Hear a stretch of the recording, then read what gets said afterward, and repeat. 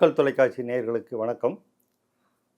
புத்தகம் படி அப்படிங்கிற இந்த நிகழ்ச்சியின் வாயிலாக உங்களை சந்திப்பதில் எனக்கு மற்றற்ற மகிழ்ச்சி. நான் ஞானசம்பந்தன், ஆன்மீக எழுத்தாளராக இருக்கிறேன். இன்னைக்கு நாம் எடுத்துக்கொள்ள இருக்கிற புத்தகம் சித்தர் இலக்கியம் அப்படிங்கிற ஒரு ஆய்வு நூல். சித்தர்களை பற்றிய ஒரு ஆய்வு நூல். இதனுடைய ஆசிரியராக மீபா சோமு அப்படி சொல்லிட்டு அவர் இருக்கார். இந்த அண்ணாமலை பல்கலைக்கழகம் மூலியமாக இந்த சித்தர் இலக்கியம் அப்படிங்கிற இந்த நூலை அவர் கொடுக்குறாரு. இது வந்து மொத்தம் 7 தொகுதி. முதல்ல அவர் 3 தொகுதிகள் தான் கொடுத்தார் ஃபஸ்ட்டு ஆரம்பத்தில். சித்தர்களை பற்றிய வரலாறு, சித்தர்களுடைய தத்துவம், சித்தர்களை பற்றி அவருடைய பாடல்களில் இருக்கிற ஒளிந்திருக்கிற அந்த தன்மைகள் எல்லாம் வந்து விளக்கணுங்கிறதுக்காக அவர் முதல்ல ஒரு 3 நூல்கள் கொடுத்தாரு. பிறகு அது ரொம்ப வரவேற்பு பெற்றது. அதனால் 7 தொகுதிகளாக அண்ணாமலை பல்கலைக்கழகத்தில் இது வெளியிடப்பட்டது சொல்கிறாங்க. இந்த சித்தர் இலக்கியம் அப்படிங்கிற போது இன்றைக்கி நிறையா சித்தர்களை பற்றி நம்ம நிறைய தெரிஞ்சுக்கிறோம். நிறையா தெரிஞ்சு கொள்ளணுங்கிறவங்களுக்கு இது ஒரு பெரிய பொக்கிஷம்னு சொல்லலாம். ஏன்னு கேட்டிங்கன்னா, சித்தர்களை பற்றியே அத்தனை விதமான அதாவது என்ன ஒரு கலைக்களஞ்சியம் சொல்லலாம். அந்த மாதிரி சித்தர்களை பற்றி, சித்தர்கள்னால் யார், அவங்களுடைய தன்மைகள் என்ன, அவங்க சமுதாயத்துக்கு என்ன பண்ணாங்க, அவங்க சமுதாய போராளிகளாக இருந்திருக்காங்க, ஒரு சோசியல் ரிஃபார்மர்ஸ் அப்படி சொல்கிறாங்க. அதே மாதிரி இயற்கையை மீறிய ஒரு சக்தி கொண்டவர்களாக இருக்காங்க அப்படி சொல்கிறாங்க. அவங்க ஒரு ஆன்மீகவாதிகள் தான். ஆனால் அதே சமயத்தில் கடவுள் மறுப்பு அப்படிங்கிற மாதிரியான கொள்கையை கொண்டதாக இருக்கிறாங்க அப்படிங்கிறாங்க. கடவுள் மறுப்பு கிடையாது. அது கடவுளை வந்து நம்ம கடவுளுக்கும் மேலான ஒரு நிலையை நாம் எப்படி அடையிறது அப்படிங்கிறதுக்கான ஒரு தன்மை கொண்டதாக அவங்க அந்த இதெல்லாம் கொடுக்குறாங்க. ஸோ இந்த நூல் வந்து பார்த்திங்கன்னா, அவர் வந்து இப்போ ஏன் அவருக்கு இந்த ஒரு நூலை எழுதணும் அப்படிங்கிற இது உண்டானுச்சு அப்படின்னு கேட்டிங்கன்னா, அவர் பழகின அந்த அவருடைய குருமார்கள் என்று சொன்னால், அவர் வந்து தவத்திரு கண்ணப்ப சுவாமிகள் அப்படிங்கிறவருடைய தொடர்பு அவர் கிடைச்சிச்சு.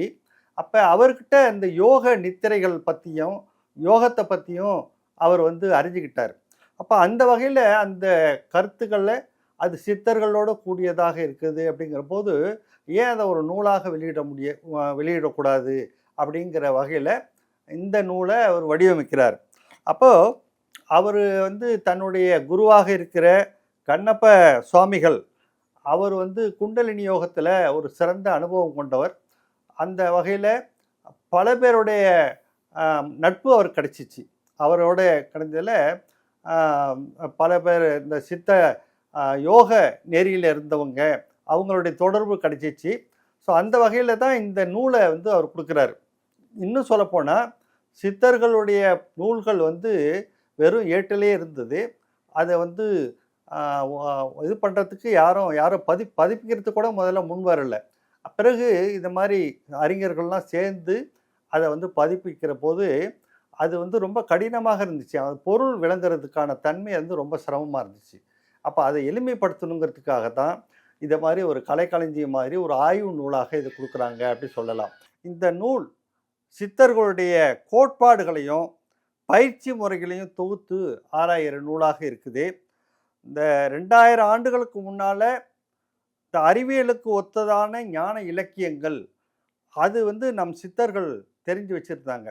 ஸோ அதை வெளிக்கொண்டது தான் இந்த புத்தகத்தோடைய நோக்கமாக இருந்து சொல்லலாம். சித்தர்களுடைய சமயம் அப்படின்னு பார்த்திங்கன்னா, ஒரு சமயத்தை சார்ந்தவர்களாக இல்லை.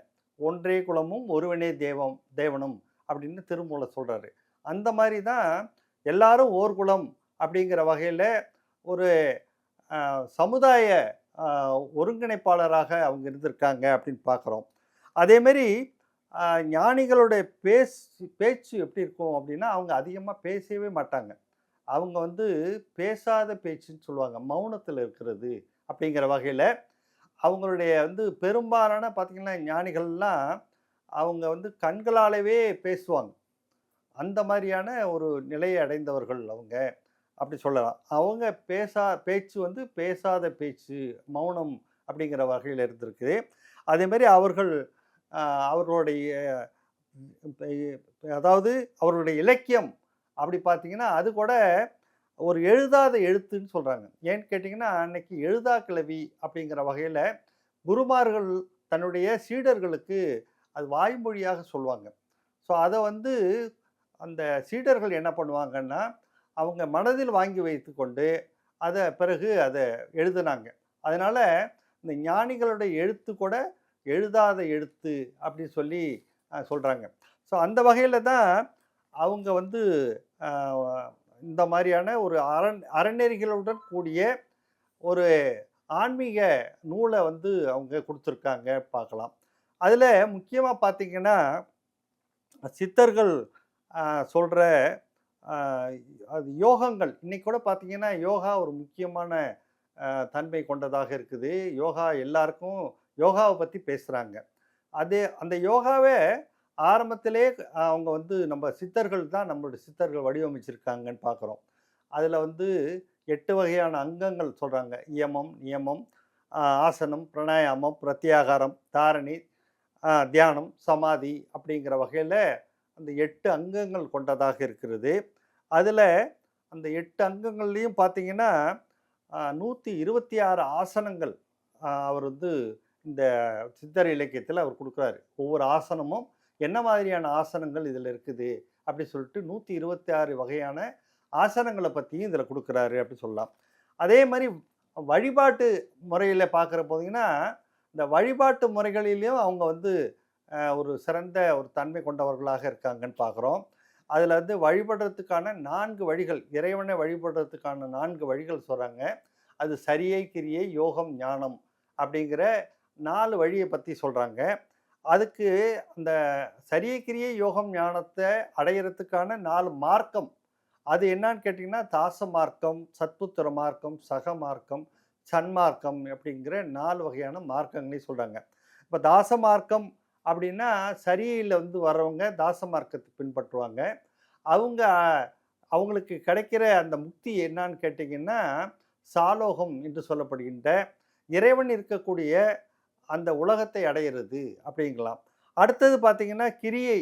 அந்த நெறியில வர்றவங்க சத்புத்திர மார்க்கம், அதாவது தந்தையும் மகனும் இருக்கிற மாதிரியான ஒரு நிலையில அந்த ஒரு செயலை செய்றவங்க அப்படி சொல்லலாம். அந்த சத்புத்திர மார்க்கத்தில வர்றவங்களுக்கு சாமீபம் என்று சொல்லப்படுகின்ற அடுத்த நிலை, அதாவது இறைவனுக்கு அருகில இருக்கக்கூடிய ஒரு நிலைக்கு அந்த கிடைக்கக்கூடிய ஒரு தன்மை உண்டு சொல்லலாம். அடுத்தது பார்த்தீங்கன்னா, யோக நெறியில வர்றவங்க. யோக நெறியில வர்றவங்க, அவங்க வந்து சக மார்க்கம் என்று சொல்லப்படுகின்ற அந்த மார்க்கத்தில வந்து அவங்களுக்கு அடையக்கூடிய தன்மையாக இருக்கிறது என்னான்னு கேட்டீங்கன்னா, சாரூபம் என்று சொல்லப்படுகின்ற இறைவன் வடிவமாகவே மாறக்கூடியது அப்படிங்கிற வகையில இருக்கலாம். அடுத்தது கடைசியாக ஞானம். ஞானம்ங்கிற ஒரு பெரிய உயரிய அந்த அது வந்து சன்மார்க்க நெறி. அதுதான் மாணிக்கவாசகர் பின்பற்றுன்னு சொல்லுவாங்க. அது வந்து அது கொடுக்கக்கூடிய முக்தி நிலை என்ன அப்படின்னு சொன்னா, சாயுஜ்யம் என்று சொல்லப்படுகின்ற இறைவனோடு ஒன்று கலக்கிற நிலை.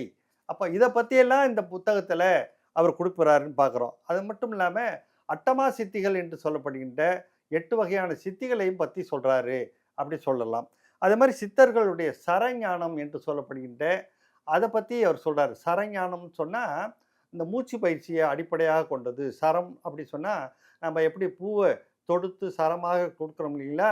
அந்த மாரி மூச்சு சரமாக இருக்கிறதால, அந்த அந்த வகையில அந்த யோகம் அப்படிங்கிற வகையில, இந்த சரம் பார்த்தவர் பரம் பார்ப்பார் சொல்லுவாங்க. அப்போ மூச்சை சரியான முறையில பயன்படுத்தினோம்னா, இறைவன அடையிறது அப்படிங்கிற வகையில, அந்த வகையில தான் அவங்களுடைய பயிற்சிகளையும் குடுத்துருக்காங்க அப்படின்னு பார்க்குறோம். இங்க சித்தர் இலக்கியம் அப்படிங்கிற வகையில, இதில நெறைய கருத்துக்கள் இருக்கு. இதெல்லாம் சொல்றதுக்கே அவ்வளோ பெரிய ஒரு பொக்கிஷம்னு சொல்லலாம். அந்த மாரியான ஒரு நூல். அது எப்படி எனக்கிட்ட இருக்குதோ, அதே மாரி உங்களுடைய நூலகத்திலயும் அது வந்து அலங்கரிக்கணும் அப்படிங்கிறத சொல்லி, இந்த வாய்ப்பை கொடுத்த மக்கள் தொலைக்காட்சிக்கும், இருந்து கேட்ட உங்களுக்கும் நன்றி சொல்லிக்கிறேன். நன்றி, வணக்கம்.